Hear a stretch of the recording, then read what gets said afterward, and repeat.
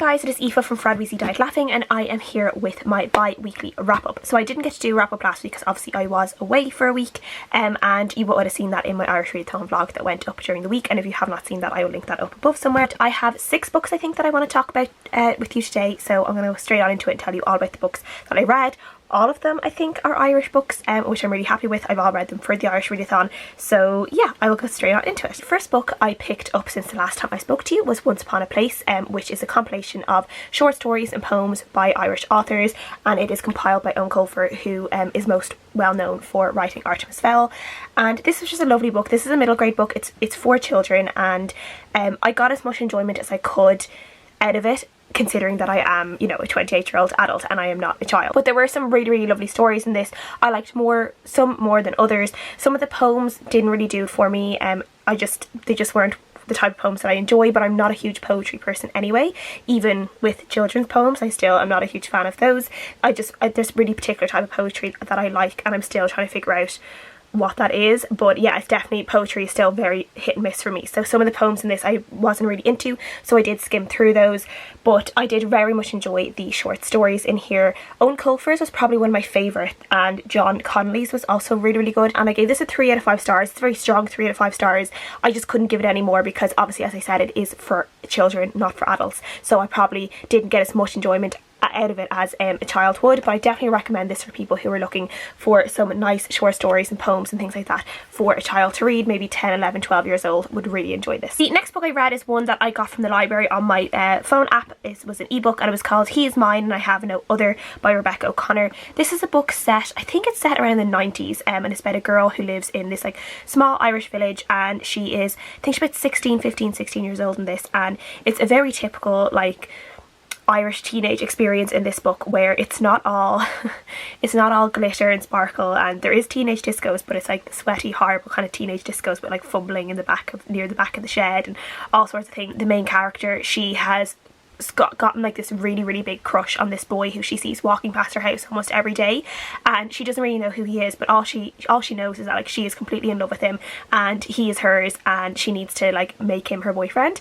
And it's just that type of like unrequited teenage crush that I think a lot of people have experienced in their life, and I definitely like resonated with just like the overwhelming feelings that she had, and her and her friends' kind of determination to go to the teenage disco. Like they snuck out and went to the teenage disco, and they were determined to like find their boys and get a kiss from their boys and make them their boyfriends. And it was almost just like so easy as well, like the way teenage relationships are, where it's like you were talking to each other for like 2 seconds and suddenly you're like boyfriend and girlfriend.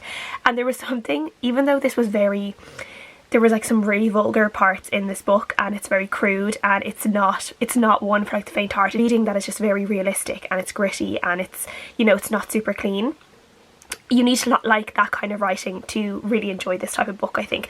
But I do enjoy that type of writing now and again, so I did very much enjoy this book, and I enjoyed the fact that it didn't hide the fact that teenagers can still do all these kind of weird, horrible things, and even like, you know, they're not just gonna be like locked up in their bedrooms and be like prissy little princesses. I did very much enjoy this book. It's one that it's kind of odd. I feel like people will either love it or hate it. I definitely think I was on more of the side of loving it than hating it, but I definitely think this will be a kind of a Marmite book for a lot of people. You either will get it, you will get the teenage experience that has been told in this book, or you won't. It's kind of, I think it's an either or situation. So I liked it, and I gave it like a 3.5 to 4 stars. And I think it's one that I will be thinking about in the future as well. I don't think it's one that I would forget very easily. And I will say I really love the title of this. I love that title, He Is Mine and I Have No Other, which is actually something different to what you think. It's related to something different than what you think it is, and I really enjoyed that little bit in it as well. But yeah, I love that title, and I really enjoyed this book. The book I finished was while I was on holidays. That was Grace After Henry by Eithne Shortall. This is a really kind of sweet adult contemporary book that's very sad as well, because it's about a girl called Grace who is about to move into a new house with her partner Henry. They've been together for a long time, and they're just after settling, like they're just after getting the keys to their new house.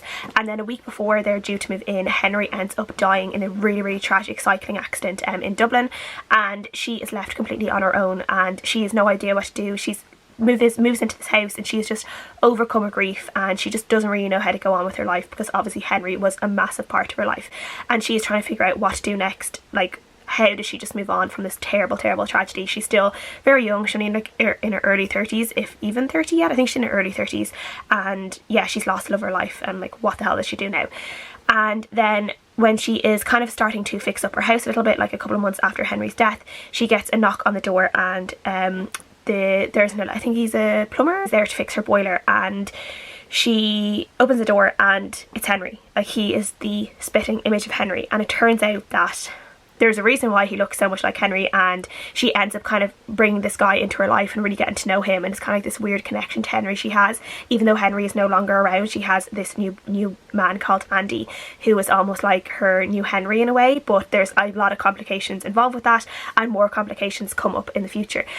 This was like, it was sweet, and I do think there's parts of it that are slightly simple in terms of just the storytelling, and it is just like a contemporary story that flows, but it's a contemporary story that flows very well for me. And I did think the portrayal of grief in this was done really well. There are definitely parts in this that I felt quite emotional and quite teary when I was reading it. I read this all in one day, and there was a point where they went to like the inquest of Henry's death, and they're talking about like just what happened to him, and the woman who is talking about the woman who was probably the last person to see him alive and was there with him probably when he died, and it was just so sad. It was just a really emotional part, and I just think it's one of my biggest fears ever, of being in that situation where you're so young and you lose that person who is supposed to be the rest of your life, and you lose them so young. And it's very much like, how the hell do you just build yourself back up, and how do you go on? Hit all the emotional buttons that I kind of wanted it to do, and I really enjoyed it. I gave it, the ending wasn't as mad about the ending as I wanted to be. Some things happened that I didn't really want them to happen, and I just felt like there should have been more with some characters. So I gave this a 3.5 out of 4 stars overall, but I did really enjoy this one, and I do definitely recommend it. I then read 6 Wicked Reasons by Joe Spain, which is kind of a domestic thriller book, kind of thriller drama almost, more so, and this is about a family who are from Wexford in Ireland, and they're kind of like a very affluential family. There's a bit of money there, and all we know is that 10 years ago one of the brothers in the family, he just like upped and disappeared. No one ever realised what had happened to him. They didn't know where he went. They didn't hear anything about him for 10 years, and in the space of those 10 years their mother died, and they do believe their mother died of a broken heart, that she died from grief.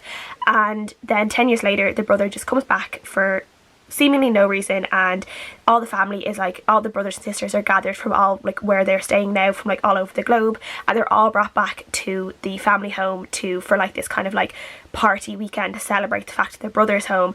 And then also the father of the family, the patriarch of the family, he kind of has some of his own announcements, and we find out very quickly that there's just like a lot of things going on within this family. There are people who get on, there are people who don't get on, and the father seems to be a very strange character in the mix of that. You don't know whether people hate to love him, do they love to hate him, do they love him, do they hate him. He's a funny character, and his relationships with each of his children is very strained and weird. At the start of this book, the very start of this book, like the first page, you know that someone is dead, and then you kind of rewind back, that's at the end of the weekend, and you know someone is dead, and then you rewind back to when everyone is starting to come home, and you're trying to figure out what is going on, who is the person that ends up dead. You do find that out fairly quickly, but at the start you don't.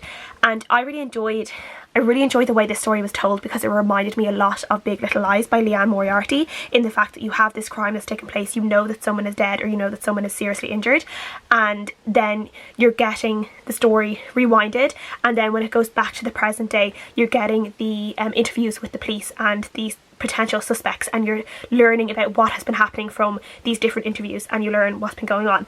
And I really enjoyed that. I feel like it's just a really intriguing way of telling the story. You're getting loads of different bits at the same time, and you're just trying to figure out which person you believe most and which one that you want to side with. And I really enjoyed the way this was told. It definitely kind of kept me on my toes a lot. I was trying to figure out what had happened. There were some things that I did guess, but I think overall I just really enjoyed it. I think it's because it did remind me of Big Little Lies, and I did enjoy Big Little Lies a lot, and I just like that kind of storytelling. I just think it's a clever way of telling the story, and when you do it right, it works really well, and I think it worked really well here. I will say literally every single person in this family is a massive asshole, and I probably wouldn't want to be in that family because they all have major problems, but still did really enjoy this one, and I gave it a 4 out of 5 stars. I finished The Break by Marian Keyes. I finally read it. I'm really happy with myself. So this is the first Marian Keyes book I've ever read, and I really enjoyed it. This is about a woman called Amy who has been married for about 20 years, I think, and one day her husband kind of basically tells her that he wants to take a break for 6 months. He wants to take a break from their life and from their marriage, and he's going to go travel and do his thing in backpacking in Southeast Asia, and she's basically just going to be left alone trying to keep up, like trying to help raise their daughters while he goes off gallivanting for 6 months. But then she kind of realizes as well that if he's on a break for 6 months, then so is she, and she can kind of do what she wants. And maybe there's some things or some flirtations that have been in her life in the past that obviously she never played out on because she was married, where now she could possibly revisit those now that she is actually on a break from her marriage, and if he can do it, so can she. So this was, I did really enjoy this. So then I loved Marian Keyes' voice. Like, I followed Marian Keyes on Twitter for quite a while, and her voice came through so strongly in this book. Like, I definitely, when Amy was talking and she was doing things, I was kind of almost picturing Marian in a way. But you can definitely, she definitely has a very, very strong writing voice, and I think that's really, really good. I really enjoyed it. Her humour in this is just brilliant. I really enjoyed the characters and the family relationships. Amy does have a daughter in this, her oldest daughter Neve, who is such a dickhead. She is so horrible, and I just wanted to slap her silly every time she appeared on the page. I wanted to slap her, and I feel like she got like a little bit of a come up at the end, but like not really. She was still a bit of an ass, and I don't know if she'd ever learn. She was like 22 years old, and I feel like at 22 years old you should be starting to really become an adult. Like, you are an adult, but you should really be starting to cop yourself on, and I really think she didn't. But that was interesting. Yeah, she was just really, really annoying. So I did enjoy the majority of this, like 3/4 of this I loved, and I just really enjoyed Amy's voice, as I said. I loved the humour in it, the family relationships. I really liked the fact that in this book, obviously, you're kind of on Amy's side because Amy's the one that's been left alone, but also you have to understand her husband's point of view and the fact that he's going through this because he lost a best friend and his father in the space of a very short space of time, and he's going through like some sort of depression, like, you know, through quarter life crisis almost. And you know, you do feel sorry for him. You understand that it's almost for his mental health that he has to do this, but also in a typical way it's normally the woman that does get lumped with a lot of shit when the man can get up and leave. There is a thing in that where when it comes to families that it's sometimes a lot easier for a man to leave than it is for a woman. A woman is a person that does take on a lot more responsibility sometimes than a man with certain things, particularly when it comes to child rearing and stuff. And there's definitely, for me reading it, there was definitely that anger towards him that Amy was the one left to basically juggle all the balls. He like tossed her the few balls that he had, and she had to try and juggle everything. And yeah, I felt really, really sorry for her, but at the same time I did understand in terms of his own mental health that he had to do what he did, but at the same time that didn't mean that I could easily forgive him either. So I kind of like that struggle that I as a reader had, and I feel like a lot of people would have as well with this book. It isn't a black and white story. There's a lot of grey in there, and yeah, you have to really think in a human way and what you would do, and with empathy as well for every single character in the book. This book I do feel was too long. I kind of, the last few chapters I just didn't care anymore. I lost my interest in the story, and I definitely think it could have been much shorter.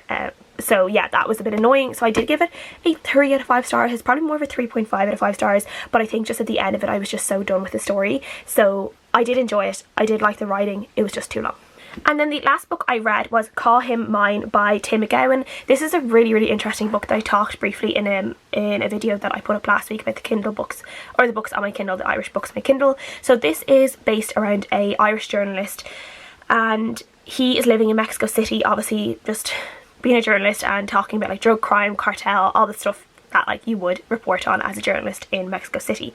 And one day he is coming back from a job with his with the photographer that he is also in a relationship with, and the two of them find this body on the side of the road, and they get out and they're trying to figure out what happened, and they're like taking photographs and stuff of the body, and they've realised very quickly like it's a really, really gruesome scene. Like, it's not very nice, and they realise there's probably something shady going on. The police come around, and the police's response to the body being there isn't normal, and then they go off, and then the photographer, his photographer boyfriend Carlos, continues to kind of look into what has been going on, and then 2 days later he shows up dead, like really like tortured, like he was really brutally murdered, tortured. And now it's up to Andrew to kind of figure out if he wants to pursue the story anymore and kind of get revenge for Carlos and the other kids that they found dead, or does he just want to leave it and be safe? And obviously he's a journalist, he can't leave a story untold, so he goes out and he does some digging and he tries to figure out what is going on, and he's looking into it and he gets himself into a lot of trouble. But it's a really interesting story, and it tells what it's like, particularly what it's like for journalists to live in a place like Mexico City, where there is a lot of murder and there is a lot of just really shady things going on that you do not want to be involved in, but how easy it is to stumble across the wrong story or ask one too many questions, and then suddenly your life is in danger, and the type of scare tactics that are used against journalists to make them shut up or to try and get revenge for things that they've already reported on. And I just found it really, really interesting. As someone who was a journalist, I just found it really, really interesting. And Tim MacGabhan himself is or was a journalist in Mexico City as well, so he like knows what he's talking about. This is like a lot of what he's talking about here is actually, he says, like, it's not non-fiction, but it's not completely fiction either. What his story is actually born from something very similar that happened either to him or to someone he knows. And yeah, so there is a plug of truth somewhere there within the story of like things that actually happened. But in this story there's a lot more people who are more, the only unrealistic thing I think in this story was the fact that there were so many people willing to talk to Andrew and willing to talk out against what was going on and against the cartels and against the police, because realistically I was kind of thinking that myself. I was like, it's kind of weird that so many people are so okay to talk to him when they are living in such fear. But I just thought it was really interesting. If you've any interest in just like what it's like to possibly live in Mexico or report in Mexico, or just that kind of, if you're like into Narcos or something like that, this could be a really interesting book for you to read. And also if you're just really interested in things like, you know, like the students that went missing for protesting things, and you know, the stories you hear about Mexico of people who disappear and their bodies are never found, things like that, if that kind of intrigues you in any way, I would 100% recommend this book. It's really good. There are parts of it that are very, very gruesome, but I think it's told in a really nice way. And I think the fact that there is this like theme of just like, Andrew is he's quite a gentle soul really as a character, and even though he's living in this like really hard area and he's like talking about such tough subjects, he's quite a soft character, and you kind of like just want the best for him, and you want him to like find someone who will just take care of him. And yeah, there's just like a softness and gentleness there within the character that really offsets, I guess, the rest of it that's so tough and bloody and brutal. Yeah, there's a nice kind of contrast there, I think, between the two sides of the story. So I did really enjoy this one, and I gave it a 4 out of 5 stars, and I definitely recommend it. I think it's a really interesting, one of the most interesting books I've read in a really long time, so I would 100% recommend this one. Everything I have read so far in the last 2 weeks, please let me know what you guys think. This video is a long one, but hey, we're all self-isolated now, so we have nothing else to do but watch YouTube videos and read and all those kind of things. So yeah, thank you so much for watching. Please leave a comment down below if you guys have read any of these books, if any of them sound interesting to you, and I'll see you guys again next time. Bye.